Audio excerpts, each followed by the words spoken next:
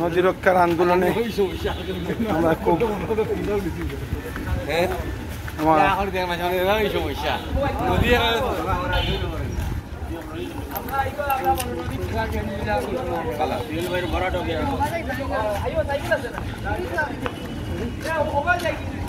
কোন দিকে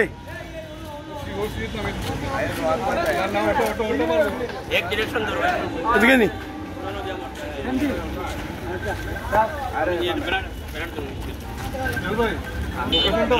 এই তপ্ত রোদে 40 ডিগ্রি টেম্পারেচারে নদী রক্ষার আন্দোলনে আমরা জড়িত হয়েছি।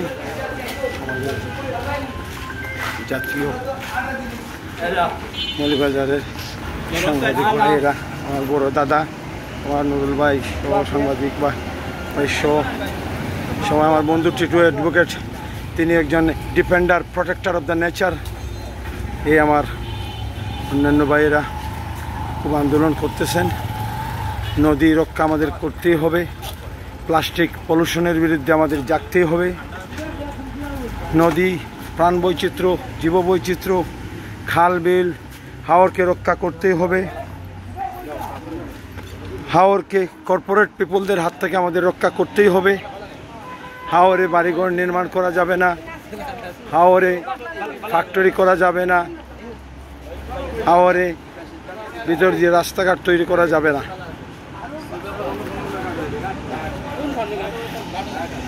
আমাদের হাওরকে রক্ষা করতেই হবে। মনুষ্য জেলার সকল নদী খনন করো, দখল দূষণ বন্ধ করো, প্লাস্টিক পলিউশনের বিরুদ্ধে আওয়াজ তুলো। পৌরসভাকে, উপজেলা প্রশাসনকে প্লাস্টিক রিসাইক্লিং সেন্টার স্থাপন করতে হবে। নদীতে, খালবিলে প্লাস্টিকের বোতল ফেলা যাবে না, প্লাস্টিক বর্জ্য ফেলা যাবে না। আজকে ওয়ার্ল্ড রিভার ডে, আমাদের জাগতে হবে। কৃষি জমি রক্ষা করতেই হবে। ডিস্ট্রিক্ট প্রশাসনকে, সাব ডিস্ট্রিক্ট প্রশাসনকে, পরিবেশ মন্ত্রণালয়কে, পরিবেশ অধিদপ্তরকে কৃষি জমি রক্ষায়, নদী রক্ষায়, খালবিল রক্ষায় এগিয়ে আসতেই হবে। আমাদের জাগতেই হবে, আমাদের নদী রক্ষা করতেই হবে, কৃষি জমি রক্ষা করতেই হবে, খালবিল রক্ষা করতেই হবে। কর্পোরেট পিপলদের হাত থেকে আমাদের পরিবেশকে রক্ষা করতেই হবে।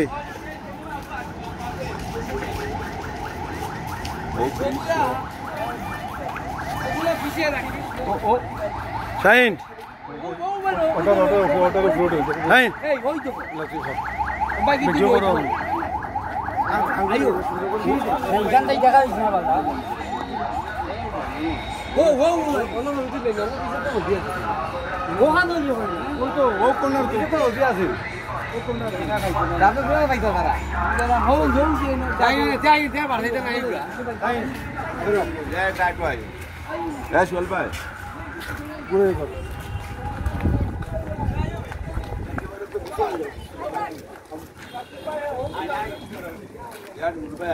প্লাস্টিক পলিউশনের বিরুদ্ধে আওয়াজ তুলুন, কৃষি জমি রক্ষার ব্যাপারে আওয়াজ তুলুন, আওয়াজ তুলুন, নদী রক্ষার ব্যাপারে আওয়াজ তুলুন। রক্ষা করতেই হবে। প্লাস্টিক পলিউশনের হাত থেকে আমাদের প্রকৃতিকে রক্ষা করতেই হবে। ডিস্ট্রিক্ট প্রশাসন, উপজেলা প্রশাসনকে আমাদের প্রকৃতি রক্ষায় এগিয়ে আসতেই হবে।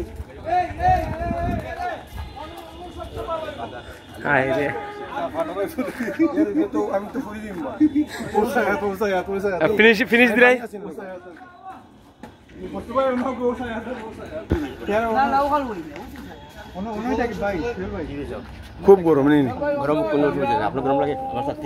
জি হ্যাঁ জি হ্যাঁ, পানি লাগবে। এইসব আবাসিক এরিয়া থেকে নদীর পাড়ে এই যে ময়লা আবর্জনা ফেলা হচ্ছে, এইসব এলাকার বাসিন্দাদের এটা বন্ধ করতে হবে। নদীতে কোনো ধরনের ময়লা আবর্জনা ফেলা যাবে না।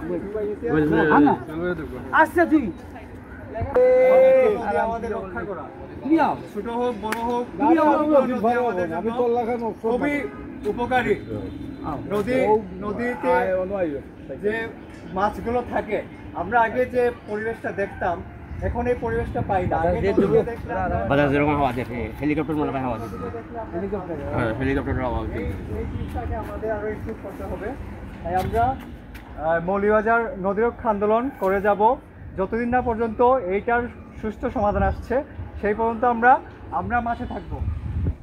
ধন্যবাদ ধন্যবাদ ধন্যবাদ। আপনাদের সম্মুখে বক্তব্য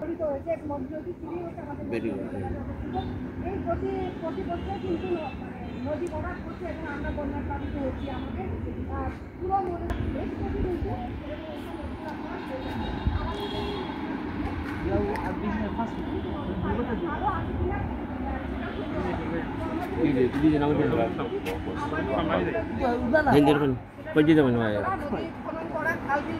তুমি কই যাও, দুই কথা কই যাও, দুই কথা কই যাও।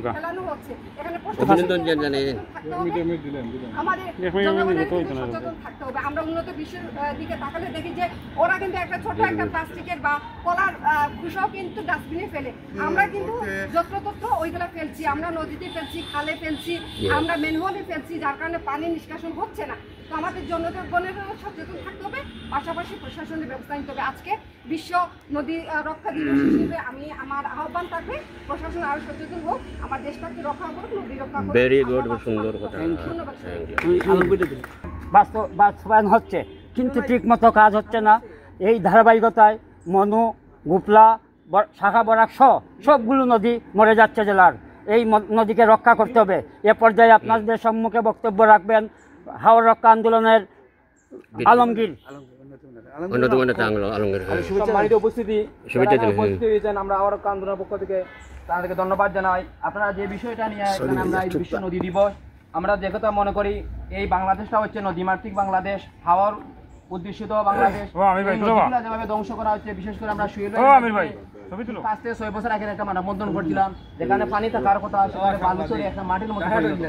আরো সবচেয়ে বড় যে দুঃখের বিষয়টি, আমরা জানি শহরে সচেতন মহল মানুষ থাকেন, এই সচেতন মহল থাকা অবস্থায় যে মনে নদী দিয়ে অবস্থা, এটা দেখে কি মনে হবে?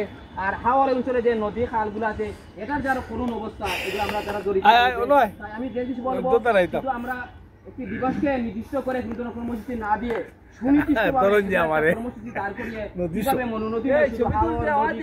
রক্ষা করা যায়, সে একটা সুনির্দিষ্ট প্ল্যাটফর্ম তৈরি করে সুনির্দিষ্টভাবে আন্দোলন চালিয়ে যাওয়ার জন্য আমার দাবি জানাচ্ছি সবাইকে। আন্দোলন নেতৃবৃন্দ এবং উপস্থিতি, আমরা সকলে অবগত আছি আমাদের পরিবেশের যে ভারসাম্য, নদীকে ধ্বংস করা হচ্ছে। আমরা দেখতে পাচ্ছি নদী রক্ষা কমিশনের 2013 সালে যে আইনটি প্রণীত রয়েছে, এই আইনটি মূলত কাজের গরু কেতাবে আছে, গোয়ালে নেই, এরকম পরিস্থিতি। আমরা আশা করব এই শক্তিশালী নদী কমিশন গঠন করে তার মাধ্যমে দেশের পরিবেশ রক্ষায়, আমাদের নদী ভরাট, নদী খনন সহ সকল উন্নয়নমূলক কাজ যাতে সুষ্ঠুভাবে হয়, এরকম একটি কাজ সমাধা করবে এই কমিশনের মাধ্যমে। আমরা আশা করব আমরা যারা আজকে উপস্থিত হয়েছি এর ধারাবাহিকতা রক্ষা করে আমরা পরবর্তীতে আমরা আন্দোলনে থাকতে হবে। এই দাবিগুলো আমাদের সবার, এই দাবিগুলো হচ্ছে অরাজনৈতিক এবং এই দাবিগুলো আমাদের আগামী প্রজন্মের জন্য একটি সুন্দর পরিবেশ সুরক্ষার জন্য একটি উদ্যোগ মাত্র। আমি সবাইকে ধন্যবাদ জানাচ্ছি। হয়েছে কিন্তু নদীর তলানিতে পলি জমে এখন হাওর থেকে উঁচুতে জলস্তর চলে গেছে, যে কারণে কাওয়াদিকি হাওর এবং আখালুকি হাওরে জলাবদ্ধতা সবসময় লেগেই থাকে। এ পর্যায়ে আপনাদের সম্মুখে বক্তব্য রাখবেন মৌলভীবাজার হাওর আন্দোলনের সদস্য সচিব জনাব হসফু চৌধুরী। খুব ধন্যবাদ এই আয়োজনের সভাপতি। আমি বক্তব্য বলতে আমার কিছু খুব একটা দেওয়া লাগবে না, যা বলা হয়েছে যথেষ্ট। এই নদীগুলো আমাদের রক্ষা করতে হবে। নদীগুলি হচ্ছে নদীমাতৃক বাংলাদেশের প্রাণ। এই আলোকে আজকে আমি আহ্বান করবো এখানে উপস্থিত যারা সবাই এটা স্লোগান ধরেন। আমি বলবো হাওর নদী পরিবেশ, আপনারা বলবেন রক্ষা করো বাংলাদেশ। হাওর নদী পরিবেশ রক্ষা করো বাংলাদেশ, রক্ষা করবে বাংলাদেশ হাওর নদীর পরিবেশ। ধন্যবাদ সবাইকে। এখন আপনাদের সম্মুখে বক্তব্য রাখবেন উদীচী মৌলভীবাজার জেলা কমিটির সভাপতি জনাব বাবু ধরলাল দত্ত। পোশাক সংগ্রামী পোশাক। আমাদের নদী, আমাদের অস্তিত্ব এই স্লোগানকে সামনে রেখে আজকে নদী বাঁচাও আন্দোলনে আমরা সমবেত হয়েছি। তা আমি কোথার থেকে শুরু করব এই জিনিসটা ভেবে পাচ্ছি না। আমি সাম্প্রতিক বাংলাদেশের জাতীয় মাছ হচ্ছে ইলিশ। আপনারা সবাই আজকের প্রতিবেদনটি দেখবেন। 2023 সালে 23-24 উৎপাদন কমে গেছে। এর কারণ কি? এর কারণ হচ্ছে নদী। সব নদীকে বহন করে সাগর। সেই যে আমাদের ওই বর্জ্য, আমাদের যে বিভিন্ন ইন্ডাস্ট্রির যে বর্জ্য, আজকে পলিথিন, আজকে এই সেই সব নদীর পানি দূষণ হয়ে যখন মাতৃগর্ভে চলে যায় তখনই সন্তান বিকলাঙ্গ হয়।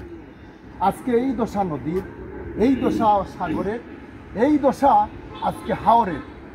হাওর থেকে পানি আসে নদীতে।